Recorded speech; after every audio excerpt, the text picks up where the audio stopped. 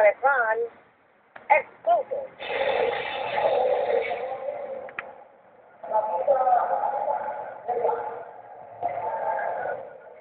Kuha ito kay Paul Camote kaninang umaga habang nagtatanghal sa harap ng mga kapwa kantero sa Grand Cartero Day Celebration na layong parangalan ang mga tagapaghatid ng sulat.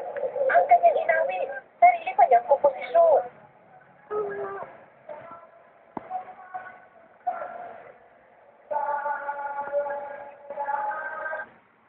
Pero yun na pala, ang huling pagtatanghal ng 52 anyos na mailman matapos umawit, inatake siya sa puso.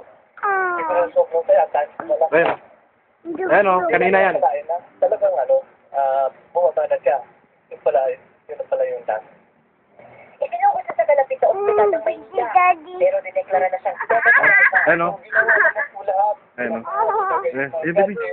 So, talagang Lalo sa tungkol sa pagpanaw ng Baby, wait lang.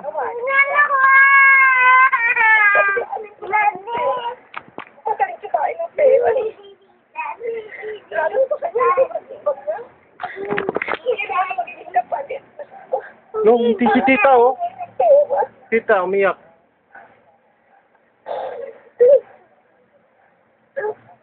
Isang uwanang kartero si Camote. Halos 2 dekada din sa dangat ng bahay ng awardee ng 2007 at 2 beses na hirang na most outstanding employee ng Sophos. Isa siya sa mga talagang modelo natin. Ayun o, baby o. At katunayan, siya yung nag-introduce ng paglalagay ng mga numbers at streets sa Quezon City. Ayun o, baby o. Kita yung mga address. Tita. Kahit Sabado sa trabaho, hindi mo tatrabaho ka. Wala siyang ano siya kapatid sa trabaho niya.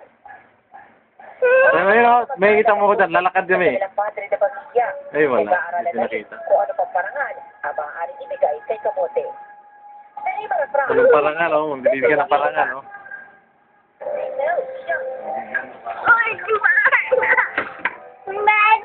Oh. Bago siyang department.